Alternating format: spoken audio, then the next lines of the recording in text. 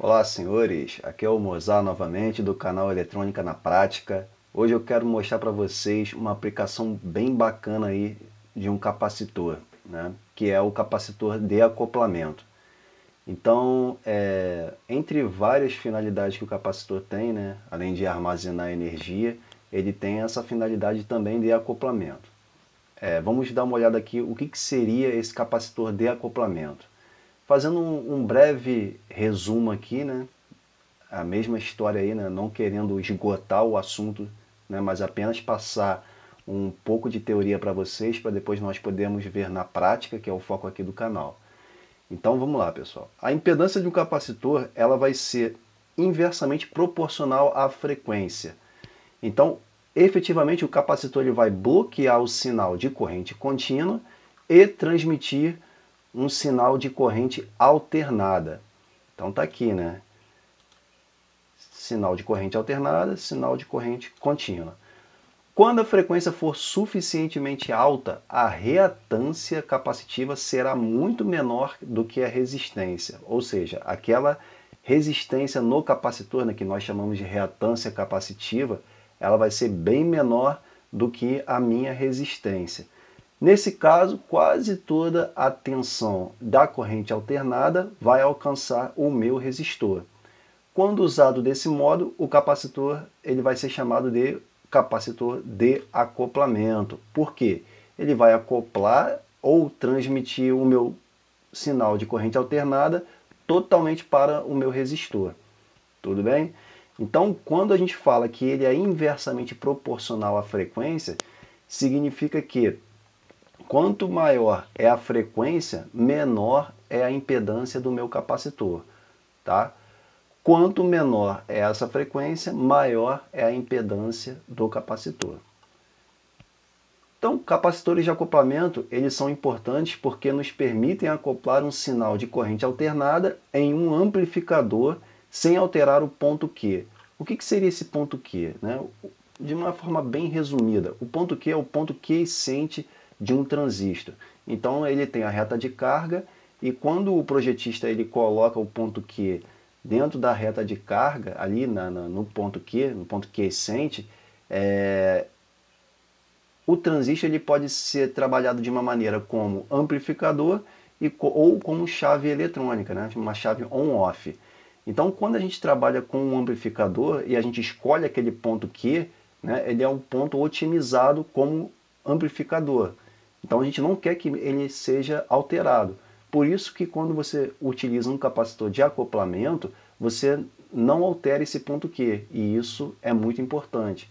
Tá? Você não vai alterar esse ponto e o seu amplificador vai ficar, vamos dizer assim, o mais fiel possível, né, daquilo que você projetou. Não vai ter distorção, né, ele vai ser otimizado da forma como você projetou, mas aí é um outro assunto, questões de amplificadores, só para vocês terem uma ideia, tudo bem? Então vamos continuar aqui. Para um capacitor de acoplamento funcionar adequadamente, a sua reatância deve ser muito menor do que a resistência na frequência mais baixa da fonte de corrente alternada. Então, um exemplo, eu tenho uma fonte de corrente alternada que ela varia de 36 Hz, tá aqui, ó, 36 a 36 kHz. O pior caso nesse exemplo é 36 Hz. Tudo bem? Então eu vou querer que a minha reatância ela seja muito menor do que a minha resistência na frequência de 36 Hz. Quando a gente olha aí nas bibliografias, né, por exemplo, Malvino, ele aconselha o projetista a escolher um acoplamento bem projetado aí menor do que 10 vezes a resistência. Então tá aqui, né? A resistência deve ser pelo menos 10 vezes menor do que a resistência na frequência de operação. Então, quando a regra dos 10 para 1 for satisfeita, podemos considerar o capacitor como um curto-circuito. Então aí a gente considera ele como um curto e todo sinal alternado, né, CA, ele é transmitido, né, ele é acoplado no meu resistor. Está aqui na figura 2. O valor da impedância na figura 1 lembrando que a figura 1 está aqui, né? Você tem a fonte alternada, tem o capacitor. Esse símbolo do capacitor aqui, né, para quem não conhece, o negativo ele é desse lado aqui, no lado direito, né, que é o lado curvado, e aqui é o resistor. O valor da impedância na figura 1, ela vai ser Z igual raiz quadrada de R ao quadrado mais reatância capacitiva ao quadrado. Fazendo a substituição do pior caso, né, vamos pegar aqui e substituir, né? Continua R ao quadrado mais 0,1 R ao quadrado, que dá 0,01 R ao quadrado. Isso aqui somado vai dar 1,01 R ao quadrado. Fazendo a raiz quadrada aí, eu tenho 1,005 R. Isso significa que eu tenho a impedância com um valor de 0,5% de R na minha menor frequência, que nesse caso, 36 Hz. Então, na corrente da figura 1, ela vai ser apenas 0,5% da corrente na figura 2. Então eu tenho aqui nessa figura aqui 0,5% da minha corrente que eu tenho aqui na minha figura 1. Então, com isso, eu posso considerar um curto. Então, eu considero o meu capacitor como um curto. Então, ele faz o acoplamento aí de uma maneira bem efetiva, quando a gente usa a regra de 10:1. Como a tensão CC tem uma frequência zero, né, lembrando que é uma frequência zero, por quê? Porque eu tenho uma corrente contínua, né? Eu não tenho como alternada, né, indo de 0 a um ponto, né, 60 Hz, por exemplo, a frequência de 60 Hz. Ela é uma corrente contínua, né, tensão contínua, logo a minha frequência vai ser zero. A minha reatância para, né, o capacitor, ela vai ser infinita. Então, quanto menor a frequência, maior é a minha reatância capacitiva. Então, com isso, eu posso chegar a duas conclusões nas aproximações. Para uma análise CC, ou seja, corrente contínua, o meu capacitor ele é uma chave aberta. Já para uma análise CA, o meu capacitor é considerado uma chave fechada. E aqui eu tenho as aproximações. Tá? Corrente contínua, chave aberta, corrente alternada, chave fechada. Então, pessoal, isso aqui é um breve resumo, tá? A ideia aqui não é esgotar o assunto, é apenas demonstrar de uma maneira bem rápida e clara para vocês, né, para que a gente possa ver aí no software LT Spice e também usando o osciloscópio, como nós vamos ver aqui na prática de bancada também. Tá? Lembrando que nós temos também os capacitores de desacoplamento, ou capacitor de bypass. O que seria o capacitor de desacoplamento? Seria o inverso. Né? O capacitor de desacoplamento, eu quero retirar as altas frequências do meu circuito. Então ele serve para retirar o ruído antes, por exemplo, de entrar num circuito integrado, antes de entrar num microprocessador, microcontrolador. Então eu vou retirar as frequências altas, eu vou desacoplar. Ah, mas aí é um assunto para um outro vídeo. Tudo bem, pessoal? Então vamos ver agora lá no LT Spice como é que funciona, né? Na nossa simulação aqui virtual. E por último, no que acredito que seja mais interessante aí, né? Funcionamento em bancada. Vamos lá então. Bom, pessoal, antes de nós seguirmos efetivamente para a prática, eu acabei esquecendo de dar um exemplo para vocês, né? Porque nada melhor do que um exemplo para que depois nós possamos ver na prática o funcionamento. Até porque já com os valores desse exemplo que eu vou dar agora para vocês. Então vamos lá. Usando a figura abaixo, que é aquela mesma figura que vocês viram anteriormente, se eu tenho um R igual a 2 kHz e a faixa de frequência ela é de 36 Hz a 36 kHz, eu quero calcular o valor desse capacitor necessário para que ele funcione como um capacitor de acoplamento. Ou seja, transmitir o meu sinal de corrente alternada totalmente para o meu resistor, fazendo com que esse capacitor aqui seja um curto-circuito. Se é que vocês vão lembrar, né, do que eu acabei de falar, né? Isso daí está tranquilo.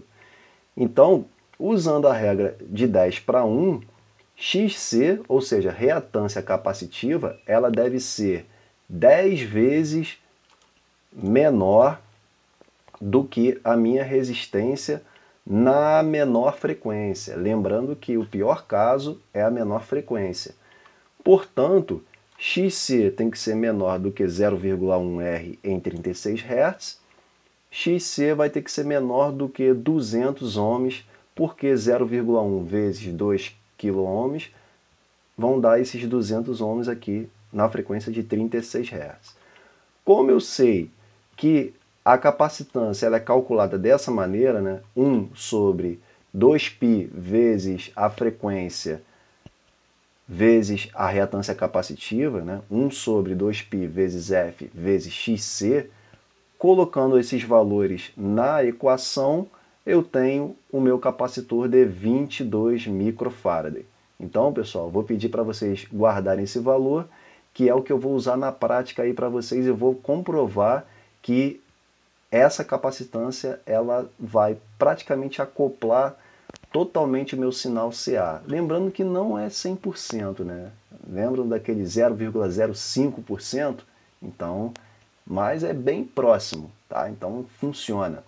Lógico que eu vou usar um capacitor comercial que é de 22 micro. E também vou pegar um capacitor menor para mostrar para vocês que eu não consigo acoplar assim bem próximo dos 100% quando eu diminuo essa minha capacitância, né? Então, usando a regra dos 10:1 significa que funciona.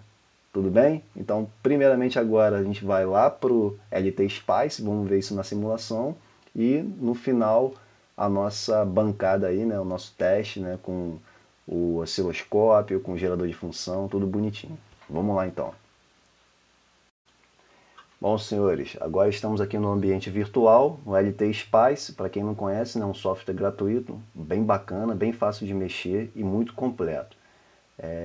Para quem não conhece, eu vou fazer a apresentação aqui rapidamente do circuito, né? Esse circuito aqui ele é exatamente igual àquele que eu coloquei no exemplo, né? Para a gente poder até ver ele na prática, aí, tanto no software quanto na bancada. A única diferença é que eu coloquei no sinal senoidal, né? Usei um sinal senoidal, uma amplitude de 500 mV, né? Por que 500 mV? Porque quando eu for usar o gerador de função, eu usei um sinal de 1 volt pico a pico, que é o que consegui ver melhor, né? Sem muito ruído. Então um sinal ali ele é relativamente baixo, né? Então, e também não preciso também extrapolar bastante. Então eu estou usando basicamente o mesmo sinal que eu vou usar na prática com o gerador de função e vendo a forma de onda no osciloscópio. Então, o offset DC é 0 e a minha frequência, que é o pior caso, 36 Hz, tá? Lembrando lá do pior caso. Um transiente de 10 segundos, ou seja, eu vou ver na minha forma de onda ali 10 segundos, já é o necessário, né? Já dá para observar bastante ali a forma de onda. O meu capacitor já o ideal para o acoplamento, né? O capacitor de acoplamento é de 22 micro. Depois eu vou colocar ele bem abaixo e vocês vão ver que ele não vai acoplar totalmente o meu sinal alternado. Aí que tá, né? A gente vai tirar a prova quando eu baixar esse valor da capacitância para esse C1 aqui. E o meu resistor do exemplo, que é o de 2 kHz. Usei aqui os nomes, né? Botei uma net aqui de VC para o capacitor e VR aqui para o resistor, para ficar bem fácil da gente visualizar a forma de onda quando a gente tiver que plotar. Quando eu ligo a minha simulação e eu coloco a ponta de prova no meu capacitor, vocês podem ver aí, ó, a forma de onda bem bacana, certinha, 500 mV, né, no eixo positivo, menos 500 mV aqui no eixo negativo. Então, certinho aqui, né, a minha forma de onda. Quando eu colocar ele aqui no meu resistor, vocês vão ver que ele vai estar basicamente próximo, né? Aqui, ó, exatamente em cima. Ou seja, eu estou acoplando o meu sinal praticamente 100%, né? O meu sinal CA 100% no resistor, fazendo com que esse capacitor aqui, para essa frequência de 36 Hz, seja praticamente um curto. Se eu chegar aqui e desligar, né, a forma de onda em cima do capacitor, deixar somente a do resistor, vocês vão ver que a forma de onda está exatamente certinha, né, como se fosse aquela forma de onda do capacitor. Então todo o sinal CA está vindo aqui para o resistor. E agora, para vocês poderem perceber que funciona realmente esse acoplamento, eu vou baixar essa capacitância para 3.3. Por que eu vou botar 3.3? Porque é o capacitor que eu tenho aqui na prática, né? Que eu tenho em bancada, e eu vou fazer essa comparação. Então, 3.3 microfarad, né? Lembrando que aqui é micro, né? Quando eu coloco a forma de onda aqui em cima, continua a mesma coisa, né? Que é a fonte. Então eu tenho aqui a mesma forma de onda. Agora, quando eu coloco em cima do meu resistor, essa forma de onda ela já fica, além de estar um pouquinho defasada, ela está indo somente a 400 milivolts, de 400 a menos 400 milivolts, 800 milivolts pico a pico. Então vocês já percebem que não acoplou aí os 100%, né? Porque eu abaixei essa capacitância, e quanto menor for essa capacitância, pior vai ser o meu resultado. Então se eu extrapolar aqui, por exemplo, colocar um capacitor aqui de 100 nano, né, 100 nanofarad, aí então que eu vou ter a minha forma de onda em cima do meu resistor praticamente,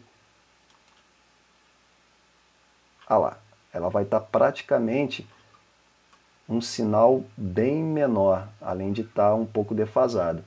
Eu não sei se vocês conseguem ver aí, né, a forma de onda azul, ela está aqui, né? Olha lá, como é que ela não chega nem a 50 milivolts, né, com um capacitor de 100 nano. Isso tudo nós vamos ver na prática. Então isso demonstra que quando nós utilizamos a regra dos 10:1 aí, né, para o capacitor de acoplamento, para a pior frequência, eu consigo acoplar o meu sinal CA praticamente todo em cima do meu resistor. Então eu vou pegar esse sinal CA e transmitir ele para a minha resistência, que pode ser uma carga, que pode ser a continuação do meu circuito amplificador, né? Depende de qual circuito você está utilizando, né? Então nesse exemplo aqui, 22 micros. Tá? Lembrando que isso daqui, pessoal, é um exemplo bem simples, né? Mas quando você pega circuitos mais complexos, o início ele vai ser exatamente isso daqui, quando você quer acoplar um sinal CA para o restante do seu circuito amplificador, por exemplo. Tudo bem?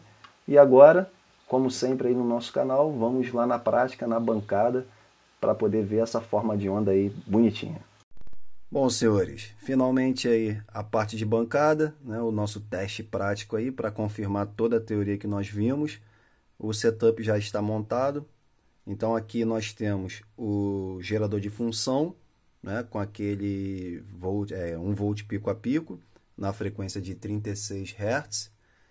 O nosso capacitor já de 22 micro, né, então o capacitor de acoplamento ele já calculado, né, para essa frequência, para que possa transmitir todo o sinal CA da fonte para o resistor de 2 kΩ que está aqui. Estou usando dois resistores em série aí de 1K. Então, para vocês poderem observar aqui, no gerador de função, frequência de 36 Hz, amplitude 1 volt pico a pico, e no osciloscópio está lá. Então eu tenho duas ponteiras aqui, né, para observar aqui novamente. A ponteira amarela ela vai na entrada, então eu estou vendo o sinal da entrada, né, que é o gerador, essa ponteira aqui vermelha, essa amarela aqui é a ponteira do osciloscópio, essa ponteira azul é a saída, né, que é o canal 2 do osciloscópio, que na verdade está indo no resistor de 2 kΩ. Se nós olharmos aqui no osciloscópio, olha que beleza, que maravilha. O canal 1, que é o amarelo, está aqui, e o canal 2, que é o azul, que é o resistor, ele é praticamente idêntico ao canal 1. Então todo o sinal alternado está chegando no resistor, fazendo com que o nosso capacitor realmente seja uma chave fechada para essa frequência. Então, vocês podem observar aqui a frequência 36 Hz, está aqui, né? O RMS ele está bem próximo, né, do canal 1 para o canal 2, e o pico a pico também. Então eu tenho aqui 1 volt para o canal 1, que é a entrada, e praticamente 1 volt também para o canal 2. Então se eu desligar aqui o canal 1, ficar somente com 2, que é o resistor, praticamente idêntico. Muito bacana, pessoal. Então o sinal alternado está totalmente sendo transmitido, acoplado no nosso resistor. E para vocês poderem agora observar a diferença, eu mudei o capacitor de 22 microfarad para um de 3,3 micro. Se nós olharmos aqui, tá lá. Olha a diferença agora do capacitor de 3,3, né? Olha a defasagem como ele está e o sinal dele. Lembrando que quando nós simulamos no LT Spice o sinal ele estava em torno de 400 mV, né? 800 mV pico a pico para um capacitor de 3,3. Vamos observar aqui também na prática se é isso mesmo, e tá lá 816 mV. Então é um sinal mais atenuado aí. Isso comprova que a questão lá dos 10 para 1, né, que é para projetar um capacitor de acoplamento, ela funciona perfeitamente. E agora vamos colocar aqui na prática também um capacitor bem pequeno. Vou colocar aqui uma capacitância pequena, né, que é um de poliéster, que não tem nem polaridade. Então esse capacitor aqui, ele é de 47 nano. Então é uma capacitância bem menor, né, 10 a menos 9 aí. Então o capacitor já está aqui. Se nós olharmos o sinal aqui, vocês vão ver que nem conseguimos ver direito a forma de onda para essa divisão aqui. Então já está praticamente um ruído. Isso demonstra que o sinal CA não está sendo transmitido. Se voltarmos para o nosso capacitor ideal, que é o de 22 microfarad, nós vamos ver praticamente aí o sinal CA sendo transmitido no nosso resistor. Isso significa que todo o sinal CA, né, o sinal de corrente alternada, ele está sendo transmitido para a nossa resistência. Então vamos usar aqui o cursor 1 aqui, o cursor 2 na borda negativa aqui, e aí vocês vão observar que praticamente o pico a pico é 1 volt, exatamente como o canal 1, que é a entrada do nosso circuito alternado, é a nossa fonte, né, que está aqui no gerador de função.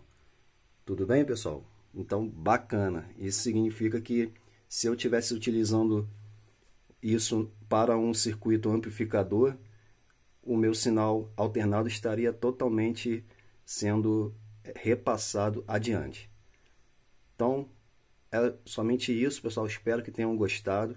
Se gostaram aí, dê o like aí, né? Se inscrevam no canal, porque tem muito mais para vir aí. Muito obrigado e até a próxima.